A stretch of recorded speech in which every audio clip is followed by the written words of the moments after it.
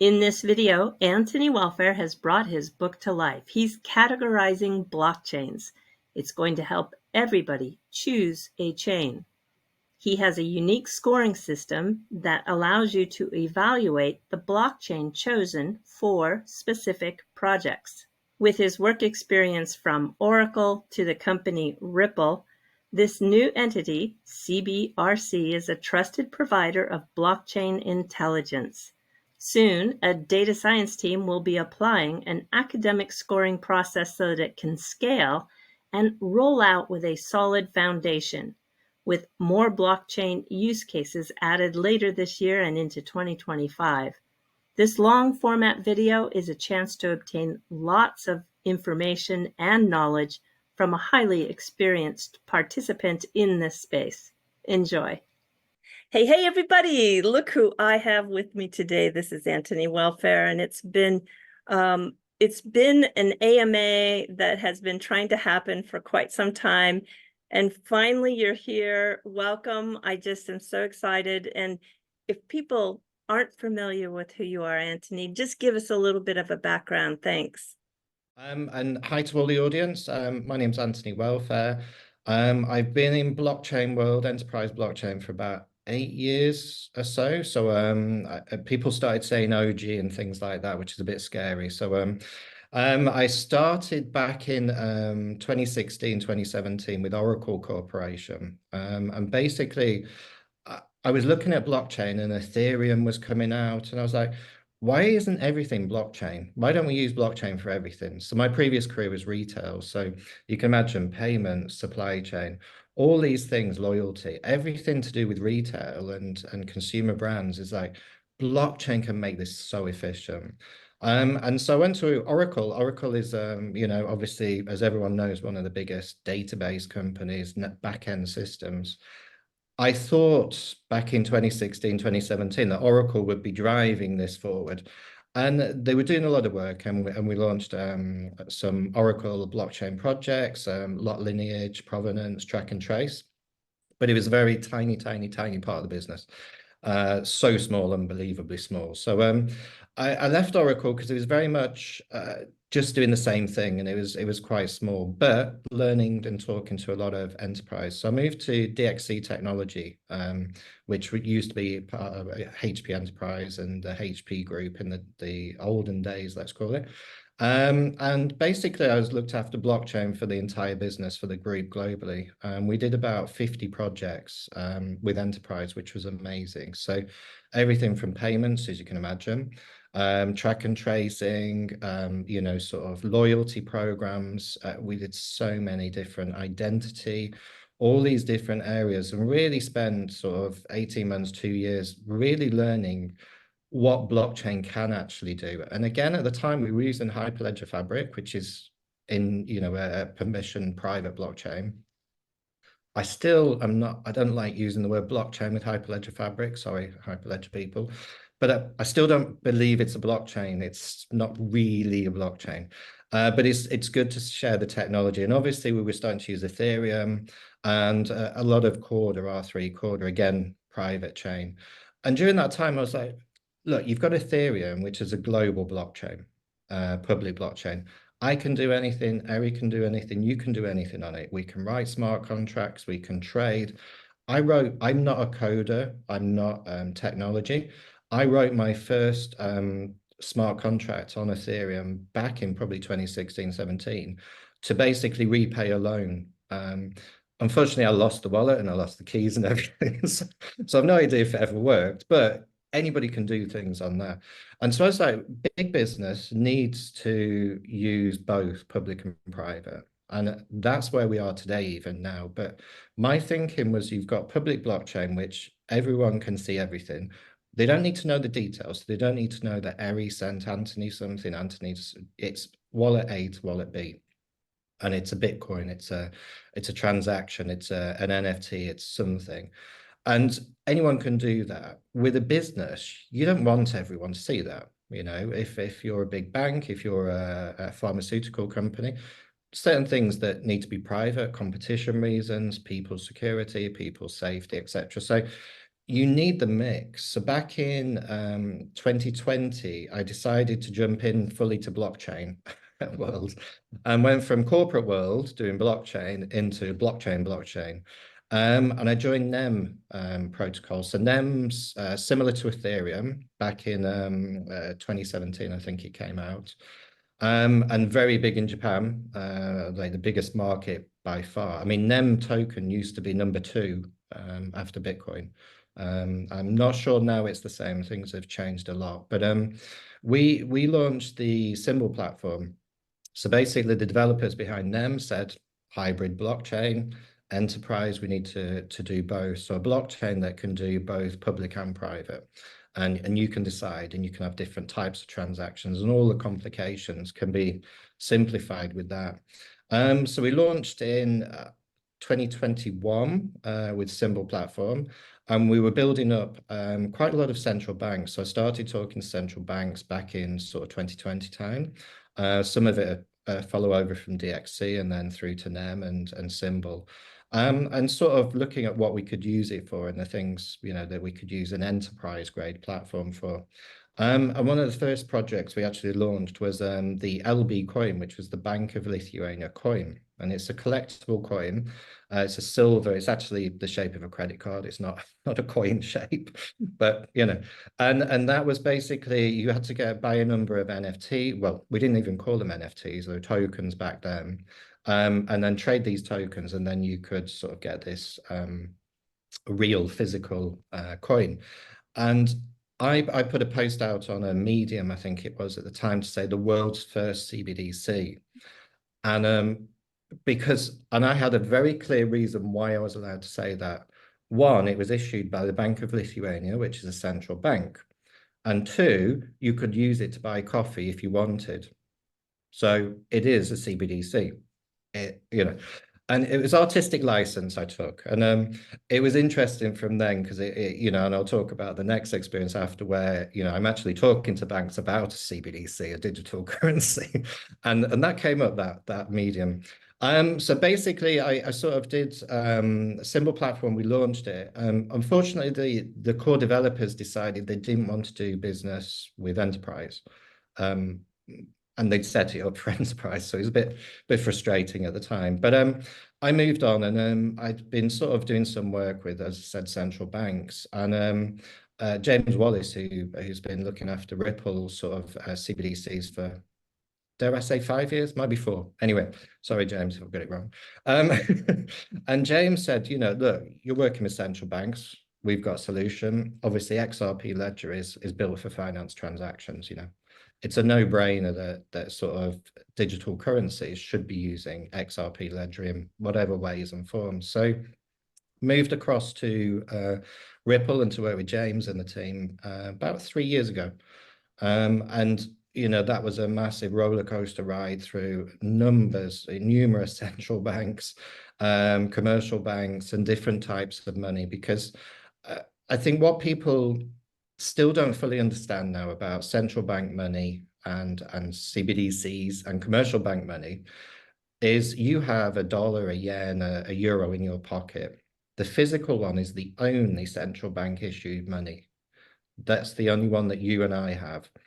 The other central bank money goes to the commercial banks, and then the actual dollars, yens, pounds that you have is actually commercial bank money. So in your digital your wallet, your bank account, that's actually not central bank money. That's commercial bank money. And so central bank money is only like 1 to 5% of the economy, and only ever will be. But everybody thinks that what they're talking about is central bank money because it's a pound, a euro, a yen, etc. And it's not. So just remember that CBDCs is a very small part of the future world, unless central banks decide they want to be 100%, which I always say, I live in Europe, and I always say, do you think Christine Lagarde, who's the head of the ECB, is going to take my call when I lose my wallet or lose my keys for my wallet? Central banks don't do that. They don't deal with people, they don't deal with businesses, they deal with banks, and that's all they do. And I have to say, not one central bank I've spoken to, and I've probably spoken to 30 central banks over the last few years, has said, yes, I want to be managing people's wallets.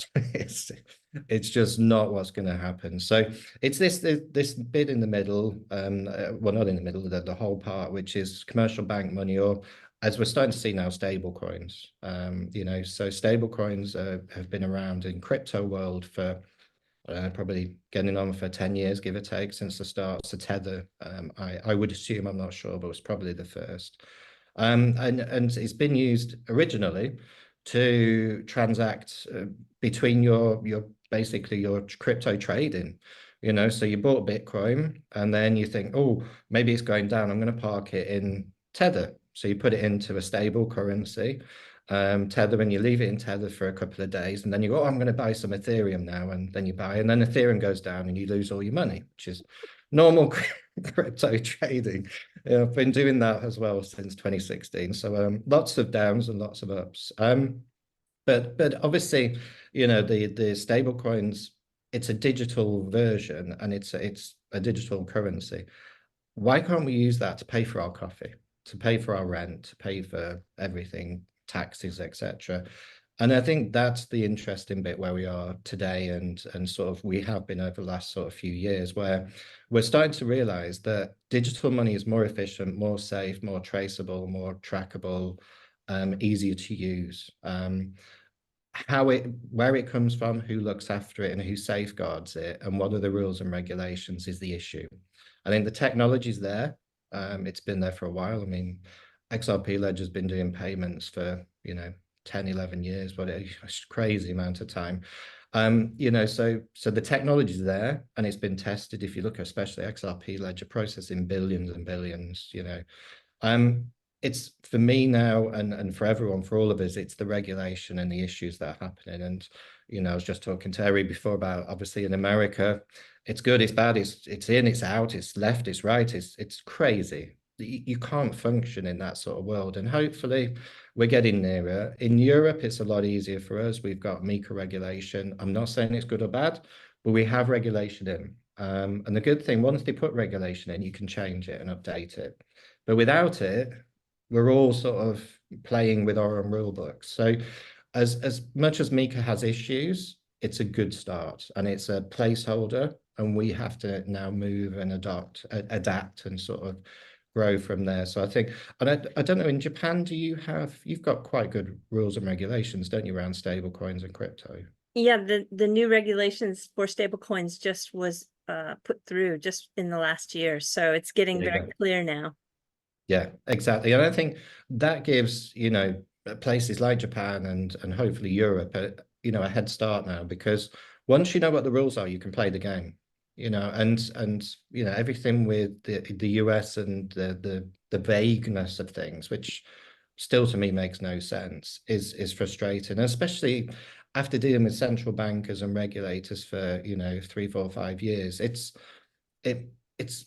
part of it is their risk averseness, because they're looking after our money, to be honest. It's, big economies in Japan, big economies in Europe, etc. So they have to be quite risk averse and quite err on the side of caution.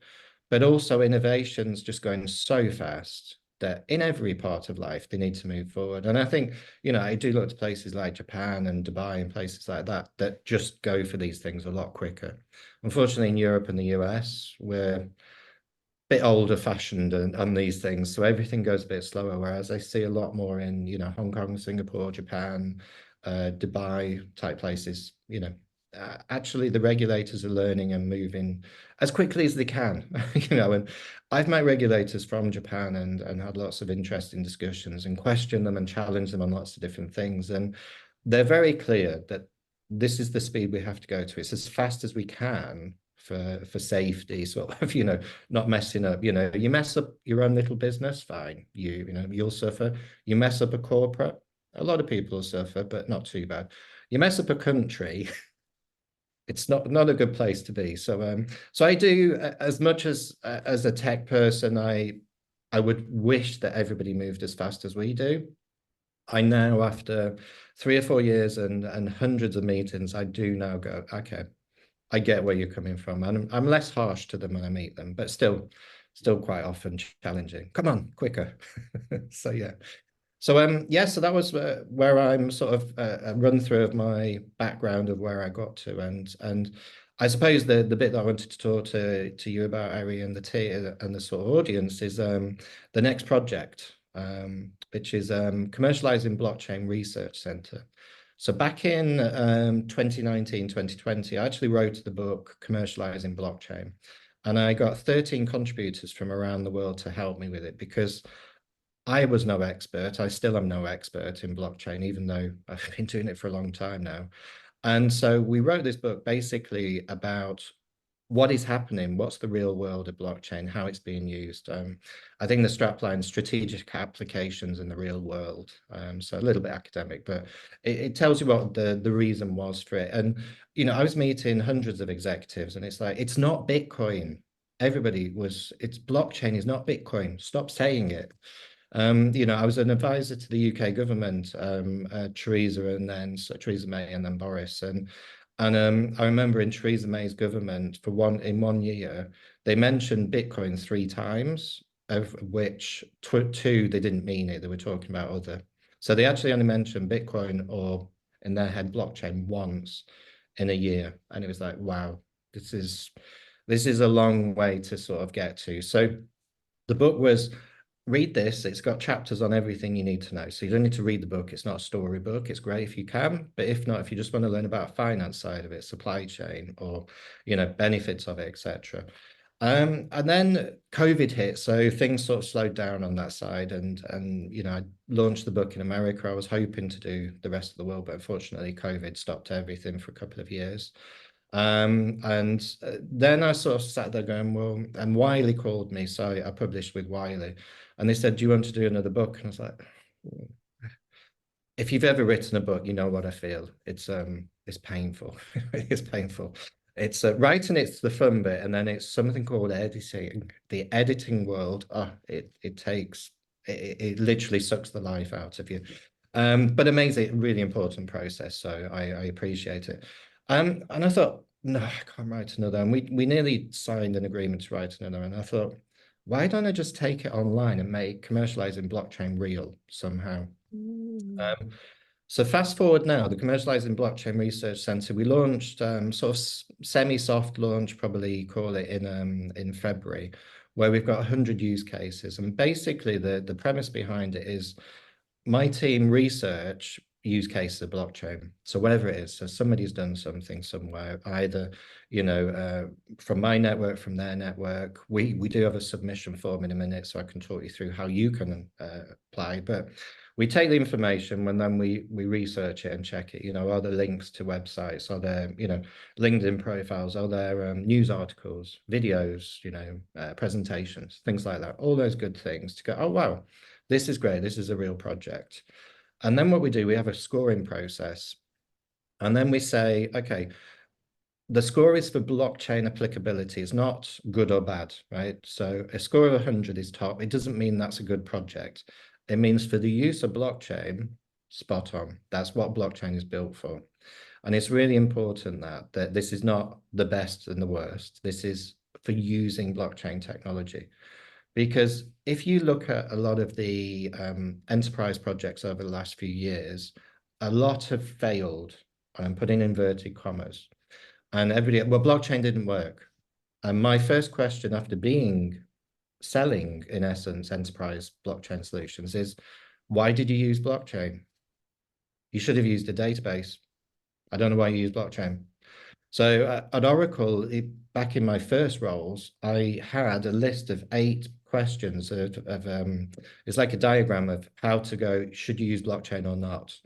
And it was like, does it need this, this, this, and this? If so, yes, use blockchain. If not, go and use a database or some other technology. And so many projects wanted to get the blockchain label. They did blockchain without really needing it. So I got very annoyed over the last 2 or 3 years when it's like XYZ project failed because blockchain doesn't work. No, number one, it shouldn't have used blockchain. And then the second thing I found was if it used blockchain, it used the wrong one. So we have, I don't know how many blockchains, but there's probably about 10, 20, scaled usable ones at the moment. I would ask the question, and people would ask me, well, should I use Ethereum for this? Should I use XRP Ledger for that? Should I use Cardano for that? And it's like, and I can fairly well say that it's probably useful for that, or it's probably useful for that. And some of the people from my book and are really experts. And I realize there's nothing to say to someone new going, I want to do this. Should I use Ethereum, XRP, or And so what we did, we've categorized the projects on which blockchain they use and why.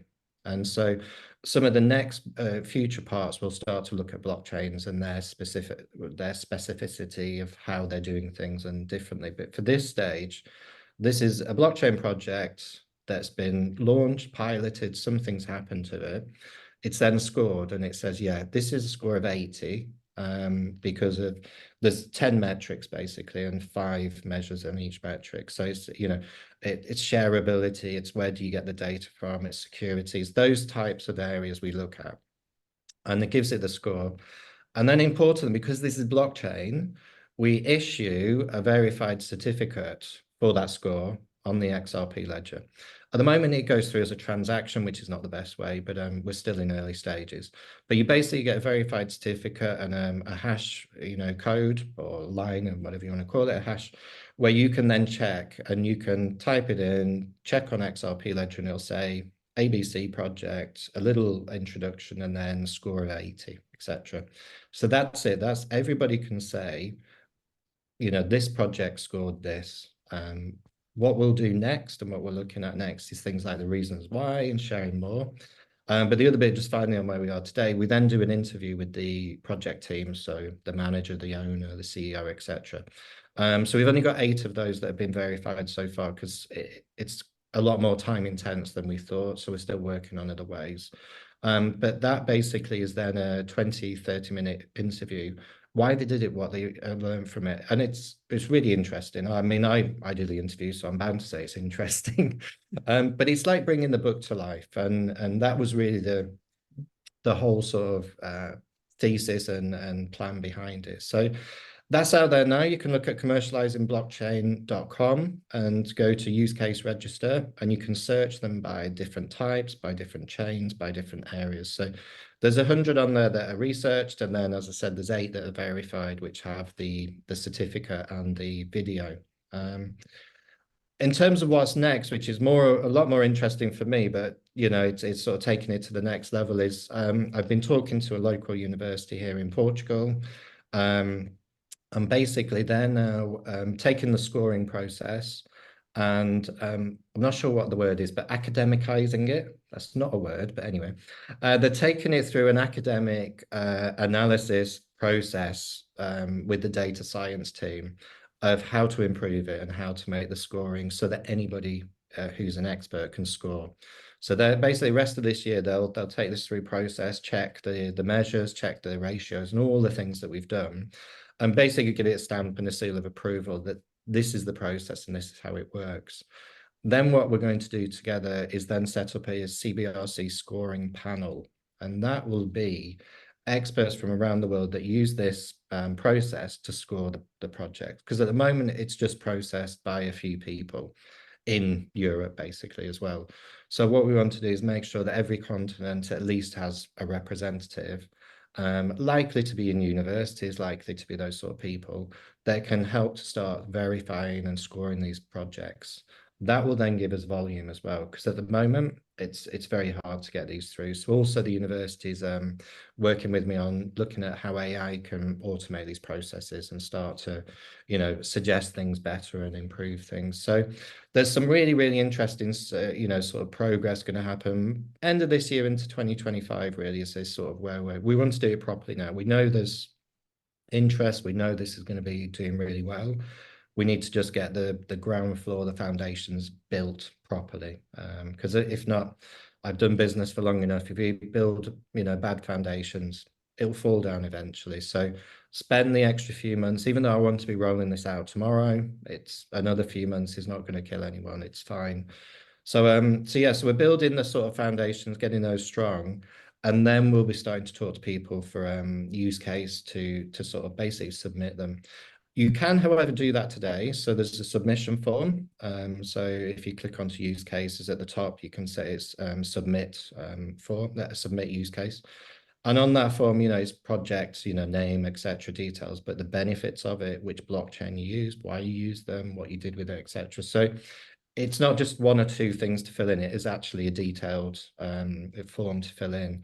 Once that gets submitted, it then goes through the team. They verify it. They check links, etc. If they're happy with it, we'll then move it to the scoring process and the interview. So that takes a while. That process. That's not a 1 or 2 week. That's more like a 3-4 months type process. But that's what we're starting to do now, and we want, hopefully in 2025 to be able to say, right, everyone start submitting their projects because we'll have automated and we'll have this scoring panel.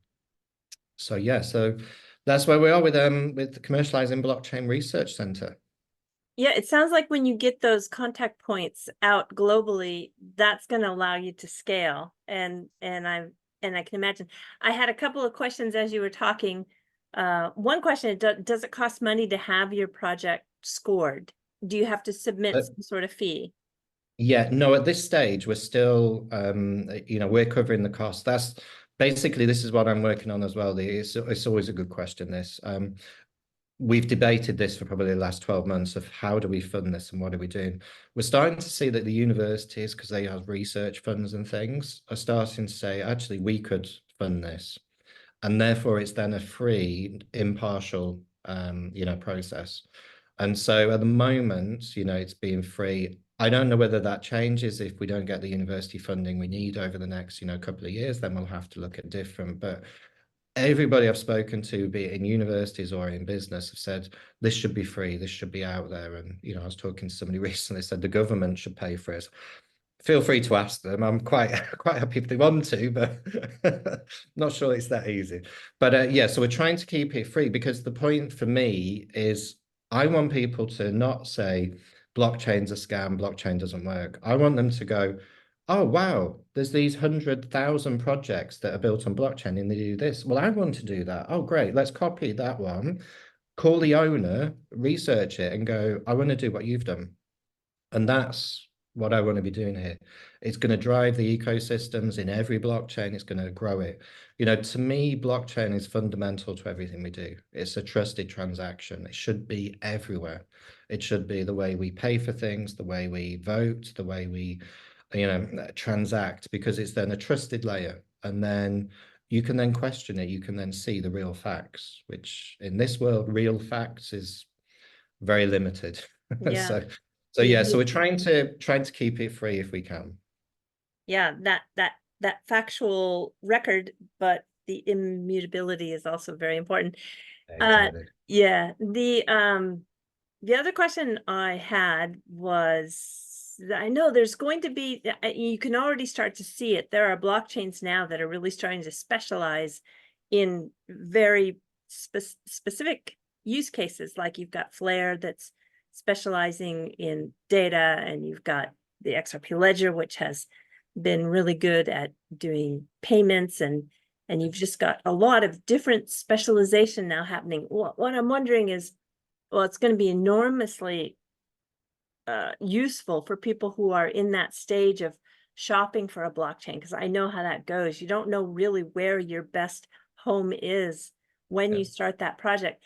I'm curious, did you ever talk to anybody in the interview process where they discovered that after they've gotten so far along they can't turn around and start over again? Yeah, Did some yeah. of them feel like they had made the wrong choice and they had wished they had gone with A instead of going with B? I'm sure that does exist, right? It definitely exists. Less on the ones I've interviewed at this stage, but we've only got 8, so it's not a data point. But in terms of my experience, people talking to me in my daily life, um, a lot of people have chosen the wrong ones. As I talked about, Hyperledger Fabric used to be the enterprise one, still is very good for certain things, as you say. And now these other ones have come out that actually are very good at other things. And so definitely the next stage of the project is to then start to analyze, once we've got a load of, a statistical useful number of projects, we'll then start to look at which blockchain is good for which use case. So track and trace, oh, they're always on X blockchain. Financial transactions are always on Y. Why is that? Let's have a look at that and start to then at least be able to say, and sort of we've developed a separate model that says, if you want to build a track and trace solution, these are the top 3 blockchains, for example. So that's probably going to be mid next year by the time we get some work out on that. But that's sort of part of the next stage to answer that question, because I can answer that from my experience, and I know people who've got experience, but that's still only my perception and my experience, which, you know, is a lot, but it still could be the wrong, you know, for the intricacies of your solution and requirement might be. So yeah, so that's what we'll be looking at definitely as the next stage, to how to then marry the use case and the blockchain together. So people then don't use the wrong one from the start, because it it's not overly difficult to change, but it can be difficult, Well, and it can be expensive too. it can be expensive, and it also can be, your business could be damaged on the Sure, start. you've got Therefore, downtime and transitioning yeah, time and just, exactly. yeah, So it's a it's a lot. bit, it's still unfortunately a bit potluck of which blockchains. I mean, my advice to people is always, you know, there's a certain number of blockchains that have been around for a while doing certain things. There must be something in that. So that's your first place to start. And then the second one is, you know, what is so good about the new one that's so specialized? And what, you know, do you know the team? Do you know the security? Do you know these things that happen? Because, you know, as I said with NEM and Symbol, you know, we built a $2 billion, you know, chain, and the core devs in essence turned it off, you know, and I think it's worth about 50 million now, whereas, you know, it's $2 billion when we launched it. So there's, you know, understanding why are the people, the founders in this, and why are they doing it.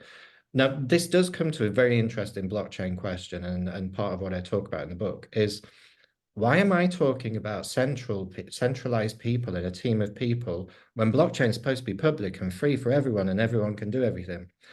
Reality is, we live in a world where somebody needs to do something and people need to be invested and make things happen, which is why we have the incentive models in, you know, blockchain, the different consensus mechanisms that are in essence, most of them incentive systems to make you keep running the network and the rest of it. We're not at a world where millions and millions of people can do this yet. Well, we might be, but they don't just yet. And that's because we're centralized people, you know. So you have an ID number, I do. We have a passport number.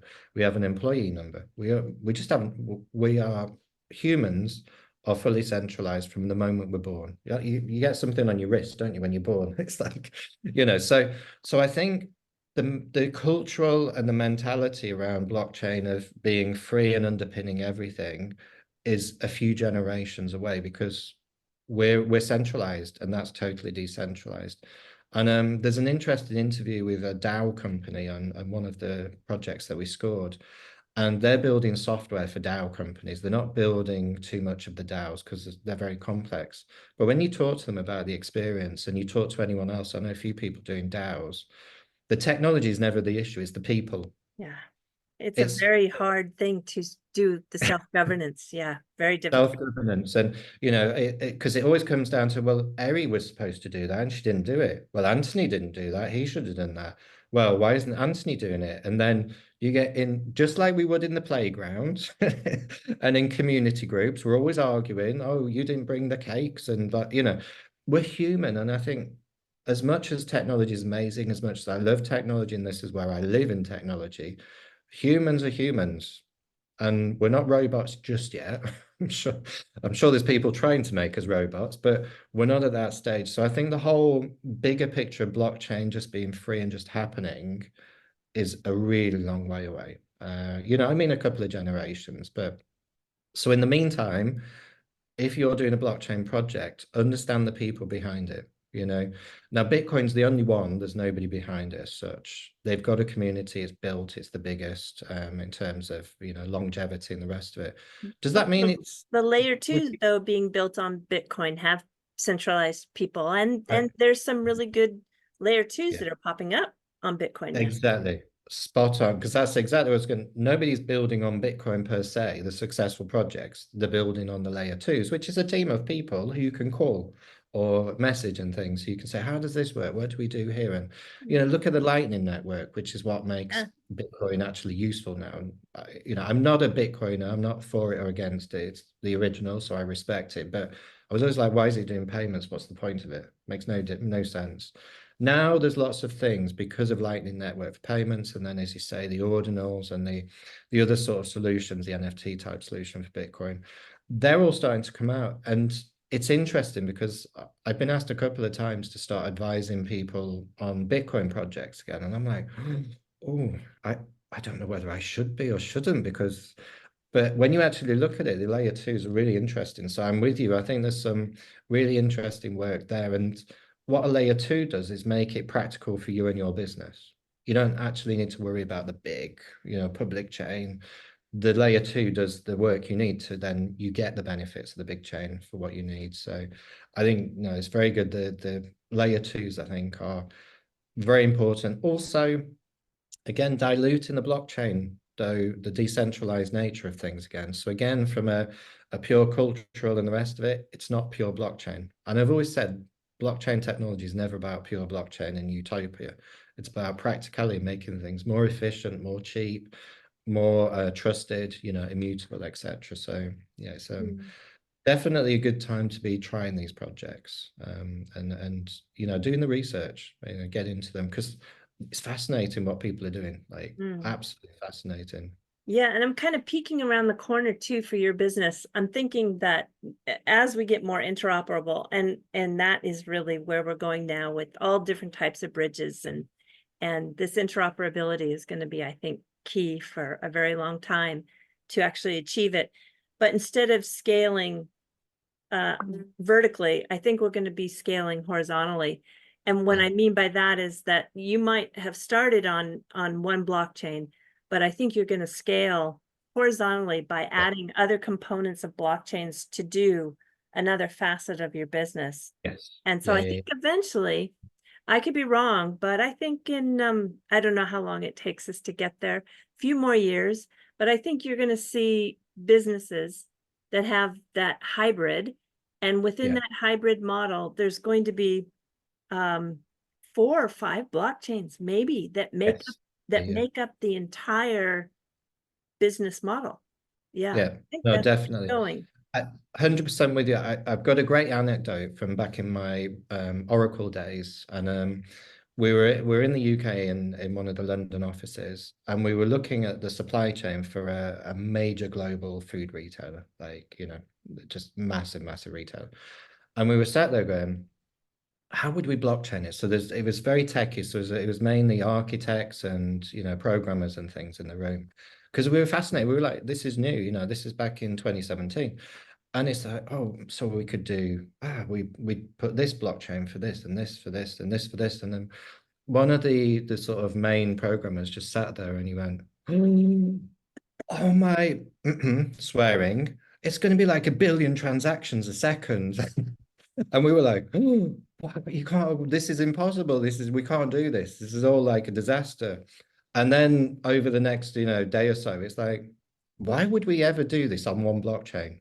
Yeah. It was do this bit for this chain, this bit for this chain, this bit for that. So this is where side chains and things have come from, because it could Right. be you have 5 side chains of the same network, or as you say, you have XRP Ledger, then Ethereum, and then Cardano, and then Bitcoin Ordinal. So I think I'm with you now. Like in those days, it was always going to be the side chains of the same. I think there'll be side chains of the same and then other ones. So I think, the whole sort of interoperability networking is a big challenge, because that's where the weakness is. When you're going cross chains, even side chains and things, that's where weakness is. And that actually is probably what worries me the most about the next stage, because there'll be a lot of failures, which again will be blockchain doesn't work, blockchain's bad, And so I think companies working on those and the security and cyber security around those is they're going to be some amazing companies on those. But I think you're right. Because in today's business, if you're in a business today, you get an accounting system from ABC. You get a stock system from ABC. You get a personnel HR system from you do that today, don't we? That's how we build our business. Right. Why would we do it any differently? Why would we? Let's run everything on one thing. Like, no, no. I'm with you 100%. I think that's different chains for different things is where we'll get to, and some mixing as well, because obviously, but that gives you the flexibility and the bespokeness for your business and your projects. Which is so important. Yeah, and I think it just adds more value to the future of your business. You'll be able to then make a lot of I don't want to say judgments, but you'll be able to incorporate your scoring system so that you can say, yeah, these two blockchains are so compatible and Yeah, they work so well together and the bridge is so secure and it doesn't have the attack vectors or the risk that maybe this blockchain has, yeah, yeah, and this one hasn't been tested long enough, so there's still some unsureness to yeah, it. yeah. Yeah, you'll be able to really, just be like one of those chefs in a great kitchen with all those ingredients, and you'll say, no, no, no, you don't use that spice with that, Yeah. that doesn't go together, so yeah, I think you'll be the expert to bring it to that next level. Yeah, no, definitely. And that's where we start with the use cases and the facts today. And then from that, we can start to grow, as you say. And I think, trying to make this a free resource and an easy to use resource is going to be the challenge over the next couple of years. But that's really where I think this will take off, when you can start to do that people go, like an online recipe, as you say, then, it's like, oh, I want to get, make this. Oh, it's ABC. We add those together. Perfect. So yeah, I think there's really interesting, and it's for me the most important thing is real projects, real life projects, real things that are happening.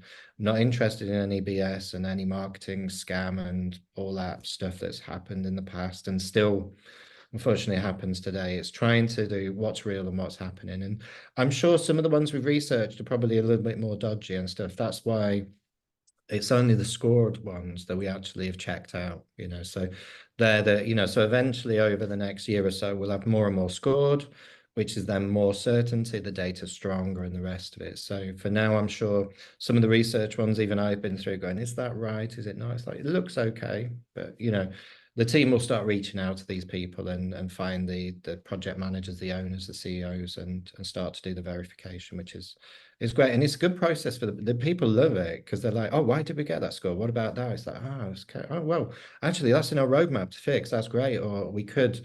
So it actually helps the owners as well to move their projects onto the next stage. So yes, very exciting times.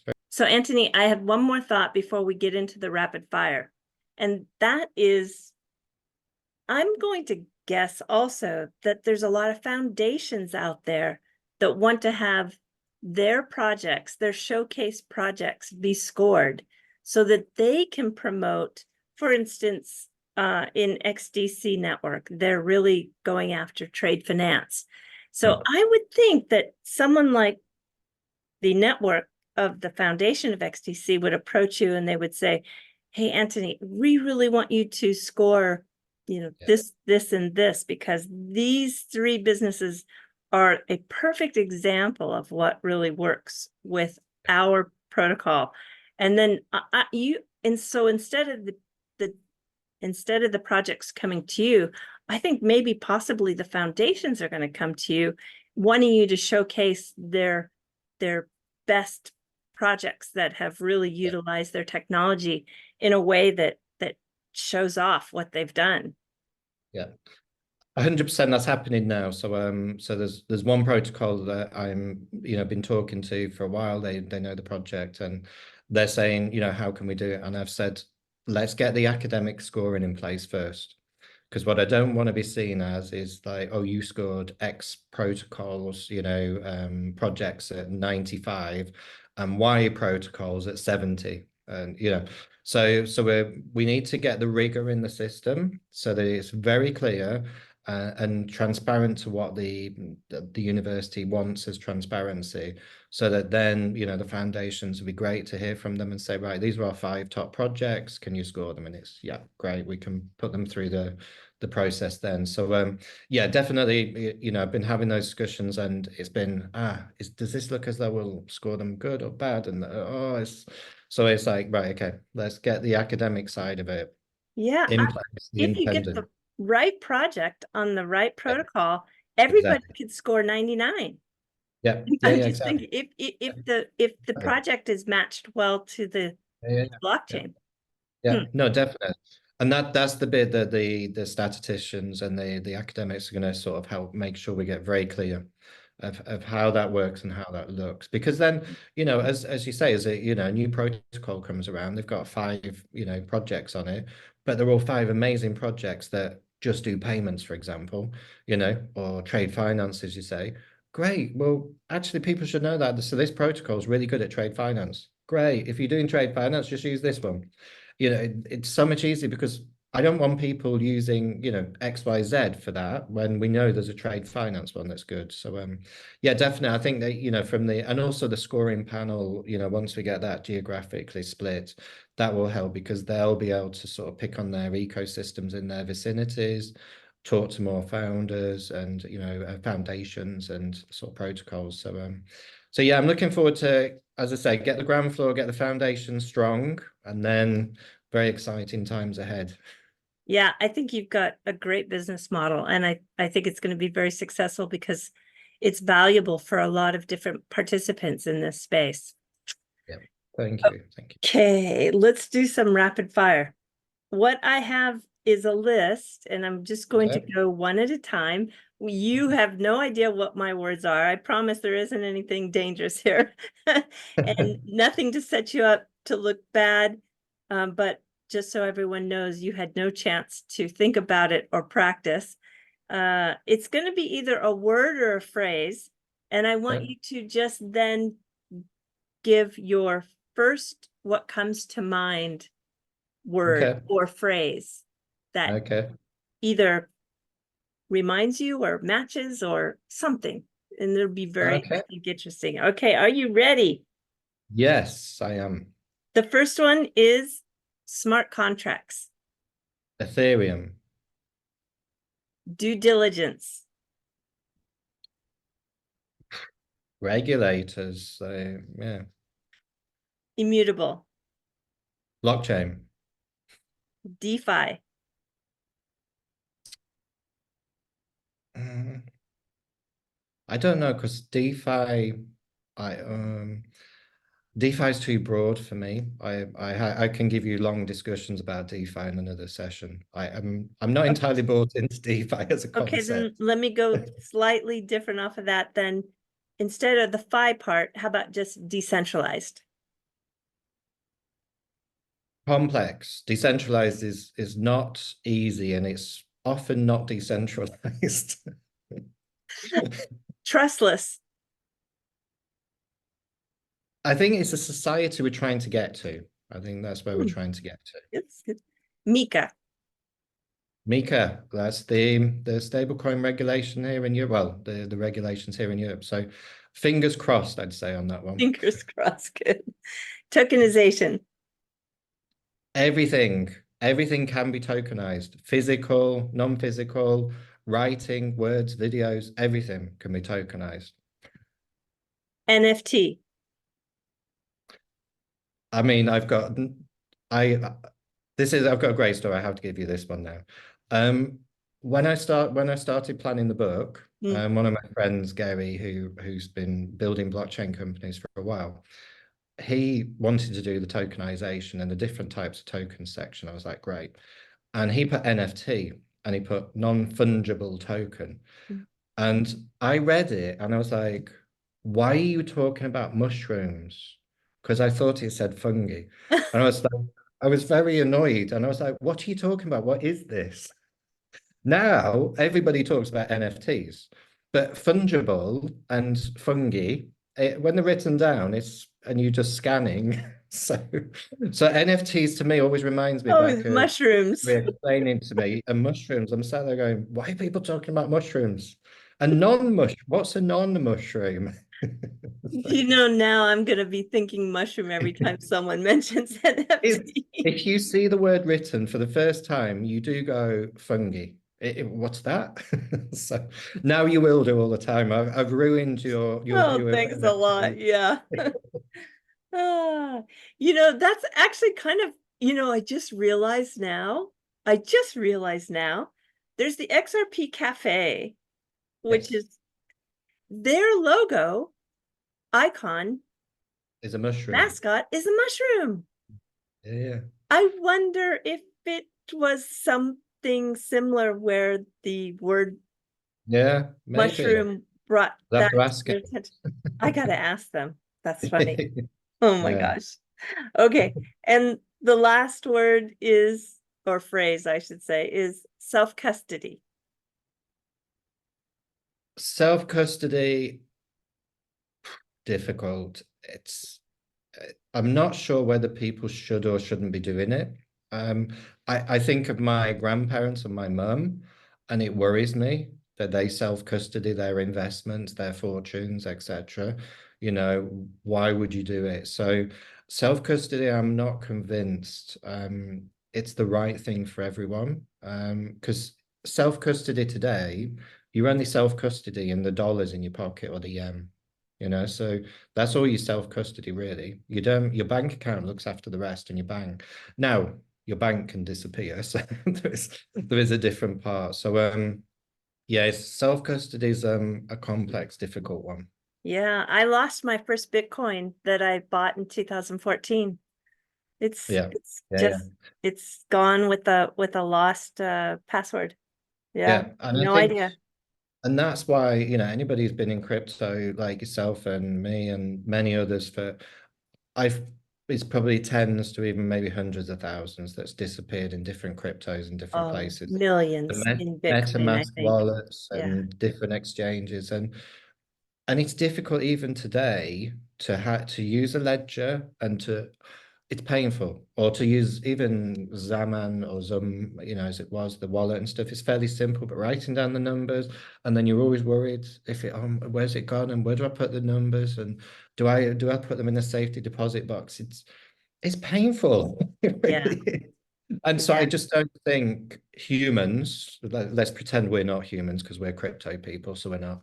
But humans, I'm not sure they want to do that. They care about it. They want to pay for the coffee, pay for the rent. They want to, so I think self-custody is just going to happen without us knowing about it. Because you do need custody to have a wallet and to have the assets. So it has to happen. But who does it and how they do it is where obviously, you look at Metaco and Fireblocks, and those companies are growing massively, and there's a reason Yeah. because I don't want to custody my own stuff, and I'm in the industry, and I'm been in it for long enough. So yeah, self-custody is a difficult one. Yeah. I know that there are the solutions now where you have a backup person, or you can even do a few backup people, and then they kind of put the pieces of the puzzle together in case you lose a component. So I think they're getting better at coming up with some solutions that are maybe workable, but that whole self-sovereignty that goes with custody is so important as well. So it's going to be, But I I think think, that a big mix. that yeah, and that's where it comes down to, and we've never mentioned this during this, but self-sovereign identity and the holy grail again of blockchain decentralized and everything is that you have an identity that's yours, that you own and look after, Yeah. rather than, as I said, the passports and registration numbers that we have. And I've been working on that in many different forms since 2017 or so, since the start. And I've not seen one solution that's any use anywhere. Oh, hasn't really been that nut has not been cracked yet. No, I so difficult because Yeah. who verifies who you are and how do you verify, fingerprints, you've got your eyes, you've got, but everything's open to some interpretation. So the concept of it, absolutely love it. Great. You've got one wallet, one identity, and that's it for everything. Eh, just too complex at the moment. I think there's a long way still to go. And the question, do you need it? Is it safe to have just one identity for everything and stuff? That's, you know, so again, it's more in the future bit. That's the future bit. And to me, again, that doesn't impact what we're doing now. You know, we've got workarounds, you've got wallets, you've got custody type stuff we talked about. So the solutions today that can update over time. And if that new digital self-identity, we all get that, great, you know, but yeah, it's a while off, I think. I'm sure Elon Musk is thinking of how to do it and inject it into our brains or something. A lot of big gigabrains working on it. And I think, yeah, it'll be solved, but I have no idea exactly how they're going to do it yet. No, It'll exactly. probably go through lots of iterations. Yeah, definitely, definitely. Yeah. Well, tell us, Antony, where people can find you, how they can follow this project that you have along, Yeah. and I would love to also touch base with you again once you get some of those touch points set up in Yeah. different countries around the globe. I think this is going to be a fun. I think this is going to be a fun business to watch build out. But tell us Yeah. how to follow you. Yeah, definitely. So Antony Welfare, as Ari well knows, without the H. So ANTONYWELFARE. So that's my personal Twitter handle, LinkedIn, etc. And the business one is commercializing with a Z, blockchain.com. And on social media, we're Trust CBRC. So Twitter, LinkedIn. So look for Trust CBRC. So CBRC, Commercializing Blockchain Research Center. So yeah, so have a look and into it. There's as you said, on the website, you can click on the submit the form. Obviously, you can look at all the videos and things, and then obviously I'm on Twitter and LinkedIn anyway, so always around and doing lots of work and sharing with Eric, because we were just talking about, you know, we feel like we've known each other for years because we've been tweeting or Xing, whatever it's called now, for quite a few years. So Mhm.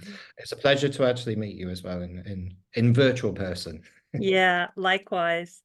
And I'll put those links in the description of this video for people who want to have quick access to it. And I just am so thankful that you came on. And I know that everybody was very anxious to see where you landed after your work at Ripple. And just, yeah, thanks for all the good work. And I look forward to keeping in touch with you. Yeah, no, brilliant. Looking forward to keeping in touch and definitely follow us on social. Thank you very much. All right, Antony, talk soon. Bye-bye.